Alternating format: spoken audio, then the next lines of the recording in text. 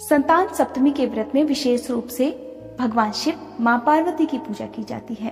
क्योंकि भाद्रपद मास भगवान कृष्ण का प्रेम महीना होता है, इसलिए आज के दिन आप भगवान कृष्ण और भगवान विष्णु की भी पूजा जरूर करें। इस व्रत में इतनी शक्ति है कि अगर इस व्रत को विधि पूर्वक और सच्चे विश्वास के साथ किया जाए, अटूट श्रद्धा रखकर किया जाए, तो भगवान शिव और मां पार्वती के आशीर्वाद से संतान प्राप्ति भी होती है।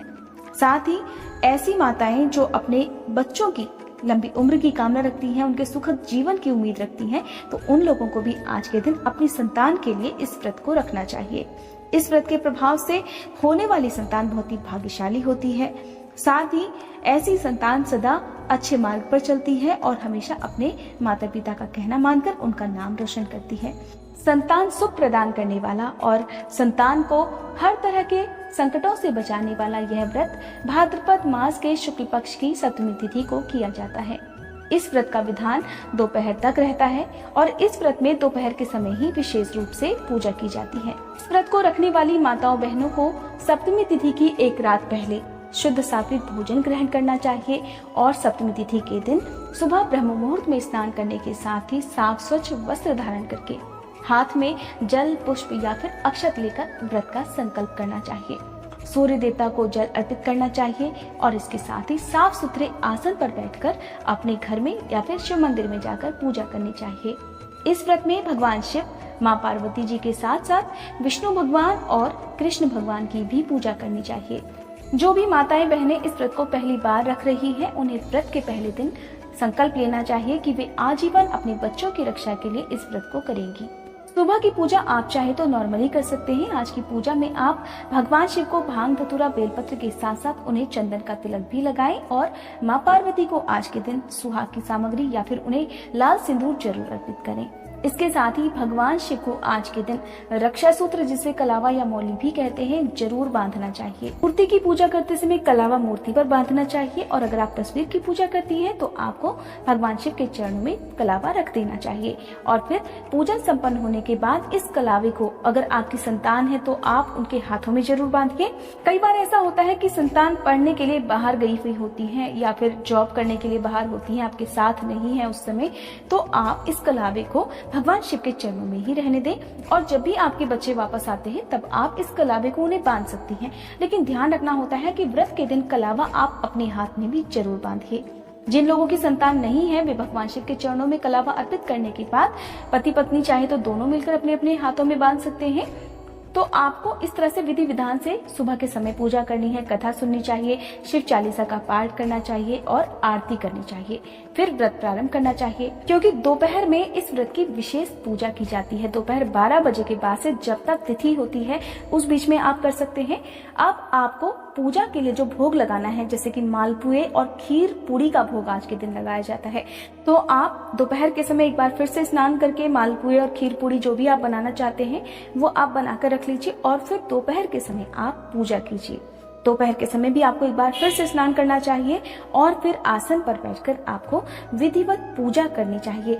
संभव हो अगर आपके बच्चे आपके साथ हैं तो उन्हें भी आप मंदिर में बिठाकर उनके साथ पूजा करें, उन्हें भी व्रत की कथा सुनाएं। अगर ऐसा नहीं है तो कोई बात नहीं, आप खुद भी पूजा कर सकती हैं। अगर परिवार के सभी सदस्य मिलकर किसी पूजा को करते हैं या कोई कथा सुनते हैं, सभी सदस्य साथ बैठकर, तो कहते हैं बहुत शुभ रहता है। इसके साथ ही आप विधि विधान से पूजा करें। पूजा करते समय भगवान गणेश और कार्तिकेय जी का भी ध्यान करना चाहिए। साथ ही संतान प्राप्ति की कामना रखने वाले भक्तों को आज के दिन भगवान शिव और मां पार्वती जी से प्रार्थना करनी चाहिए कि वे उन्हें भगवान गणेश और भगवान कार्तिकेय जैसे गुणों वाली संतान प्रदान करने की कृपा करें। इस तरह धूप दीपक जलाकर आप व्रत की कथा भी दोपहर में सुने और इसके साथ ही आप भोग जरूर लगाएं। इस भोग को आप प्रसाद स्वरूप, अगर आपके बच्चे आपके साथ हैं, अगर आप उन्हें दे सके तो इस प्रसाद को उन्हें भी जरूर दें। अगर ऐसा नहीं कर पाते तो कोई बात नहीं, शाम के समय जब आप इस व्रत को खोलें तो सबसे पहले इसी प्रसाद को खाकर व्रत खोलना चाहिए। इसके साथ ही अगर संभव हो तो आज के दिन अपने बच्चों के हाथ से किसी गरीब को भोजन करवाएं या उन्हें कोई भी दान दक्षिणा दे तो अपने बच्चों का हाथ लगाकर आप उनसे छुआकर आप दान करें।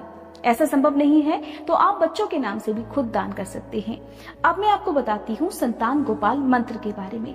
जो दंपति संतान सुख की कामना रखते हैं उन्हें आज के दिन इस मंत्र का विधिवत जाप करके, जितनी भी आप संख्या का जाप कर सकते हैं, मन ही मन अटूट श्रद्धा और विश्वास से इस मंत्र का जाप करें। भगवान कृष्ण से, भगवान शिव और माँ पार्वती से क्षमा याचना करें कि आपके कोई भी अगर पूर्व जन्मों के पाप हैं जिनकी वजह से आज तक आपको संतान सुख प्राप्त नहीं हुआ है, तो वे आपके सभी पापों को क्षमा करें और आपको संतान सुख प्रदान करें। इस मंत्र के जाप के साथ ही आप भगवान कृष्ण को माखन मिश्री का या फिर तुलसी का भोग जरूर लगाएं। अगर आपके पास लड्डू गोपाल की मूर्ति है तो आप उनकी भी पूजा कर सकते हैं, या आपके पास भगवान कृष्ण की जिस भी रूप की प्रतिमा या फिर तस्वीर है आप उसकी भी पूजा कर सकते हैं। ये मंत्र है, देवकी सुत गोविंद वासुदेव जगतपते देहि में तनयम कृष्ण त्वामहम शरणम गतः। और इस तरह इस मंत्र के जाप करने के साथ ही आपको अपने सभी आराध्य देवी देवताओं से भी प्रार्थना करनी चाहिए कि वे जैसे सबकी मनोकामनाएं पूरी करते हैं, ऐसे ही आपकी मनोकामना भी पूरी करें। ध्यान रखना है, व्रत के दिन आपके घर में शुद्ध सात्विक भोजन बनना चाहिए और साथ ही आपको आज के दिन अपने बच्चों पर या दूसरों के बच्चे पर किसी भी तरह से कोई क्रोध नहीं करना है, उनके बारे में बुरा नहीं सोचना है और कभी भी कोई भी ऐसा उपाय आपको कभी नहीं करना है जो कि आप दूसरों के बच्चों से ईर्ष्या रखकर करती हैं या उन्हें नुकसान पहुंचाने के लिए करती हैं। कहते हैं इस व्रत का दुष्प्रभाव आपको स्वयं भी झेलना पड़ सकता है। तो शाम के समय जब आप पूजा करें तो व्रत की कथा उस समय भी जरूर सुने। महाभारत काल के समय भगवान कृष्ण ने युधिष्ठिर से कहा कि किसी समय मथुरा में लोमेश ऋषि आए थे। मेरे माता पिता देवकी और वासुदेव ने भक्ति पूर्वक उनकी सेवा की, तो ऋषि ने उन्हें कंस द्वारा मारे गए पुत्रों के शोक से उबरने के लिए व्रत करने को कहा। हे देवकी, कंस ने तुम्हारे कई पुत्रों को पैदा होते ही मारकर तुम्हें पुत्र शोक दिया है। इस दुख से मुक्त होने के लिए तुम दोनों मिलकर संतान सप्तमी का व्रत करो, क्योंकि राजा नहुष की रानी चंद्रमुखी ने भी इस व्रत को किया था। तब इस व्रत के प्रभाव से उसके पुत्र नहीं मरे। ये व्रत तुम्हें भी पुत्र शोक से मुक्ति दिलाएगा। तब देवकी ने पूछा, हे प्रभु, मुझे व्रत का पूरा विधि विधान बताने की कृपा कीजिए ताकि मैं विधि पूर्वक इस व्रत को कर सकूं। लोमेश ऋषि ने उन्हें व्रत का पूजन विधान बताकर व्रत कथा भी सुनाई। कथा के अनुसार नहुष अयोध्यापुरी का एक बहुत ही प्रतापी राजा था। उसकी पत्नी का नाम चंद्रमुखी था। उसके राज्य में ही विष्णुदत्त नाम का एक ब्राह्मण रहा करता था और उसकी पत्नी का नाम था रूपवती। रानी चंद्रमुखी और रूपवती में बहुत प्रेम था और वे दोनों सखियां थीं। एक दिन वे दोनों सखियां सरयू नदी में स्नान करने गईं। वहां उन्होंने देखा कि बहुत सारी स्त्रियां भी स्नान कर रही थीं। उन स्त्रियों ने वहां पार्वती शिव की प्रतिमा बनाकर विधि पूर्वक उनका पूजन किया। तब रानी चंद्रमुखी और रूपवती ने उन स्त्रियों से पूजन का नाम और इसकी विधि पूछी। उनमें से एक ने कहा, हमने शिव पार्वती जी की पूजा की है। भगवान शिव का डोरा बांधकर हमने संकल्प लिया है कि जब तक हम जीवित रहेंगी तब तक इस व्रत को करते रहेंगे। यह मुक्ताभरण व्रत सुख और संतान देने वाला है। उस व्रत की बात और महिमा सुनकर उन दोनों सखियों ने भी जीवन पर्यंत इस व्रत को करने का संकल्प लिया और शिव जी के नाम का डोरा भी बांध लिया। किंतु घर पहुंचने पर वे संकल्प को भूल गईं, जिसकी वजह से मृत्यु के पश्चात रानी बांदरी और ब्राह्मणी मुर्गी की योनि में पैदा हुई। अब समय बीतने के बाद जब दोनों पशु योनि छोड़कर फिर से मनुष्य योनि में आई, तब चंद्रमुखी मथुरा के राजा पृथ्वीनाथ की रानी बनी और रूपवती ने एक ब्राह्मण के घर में जन्म लिया। इस जन्म में रानी का नाम ईश्वरी और ब्राह्मणी का नाम था भूषणा। भूषणा का विवाह तो राजपुरोहित अग्निमुखी के साथ हो गया और इस जन्म में भी दोनों सखियों में बड़ा प्रेम हो गया।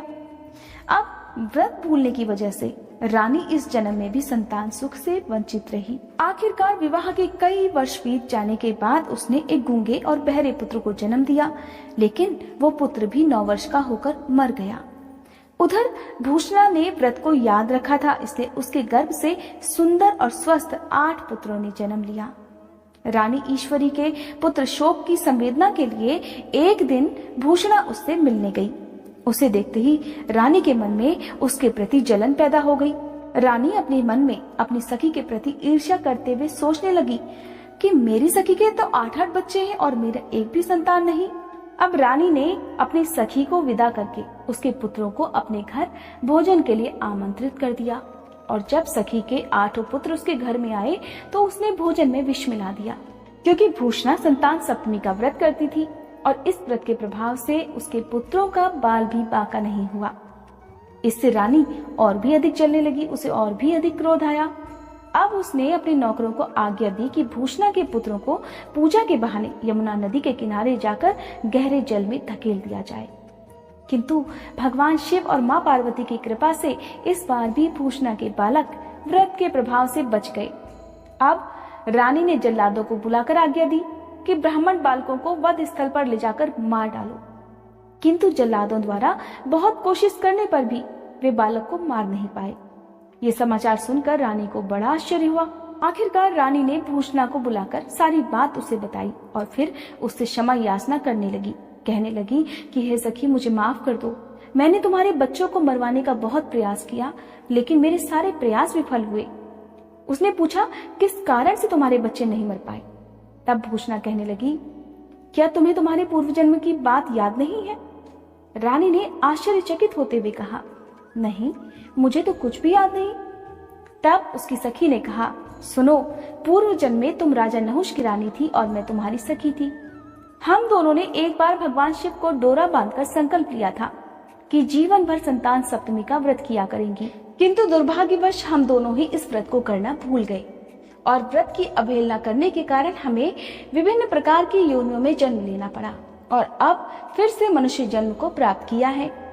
अब मनुष्य योनि में जन्म लेने के कारण मुझे उस व्रत की याद आई, इसलिए मैंने इस व्रत को किया और उसी के प्रभाव से आप मेरे पुत्रों को चाहकर भी मरवा नहीं पाई।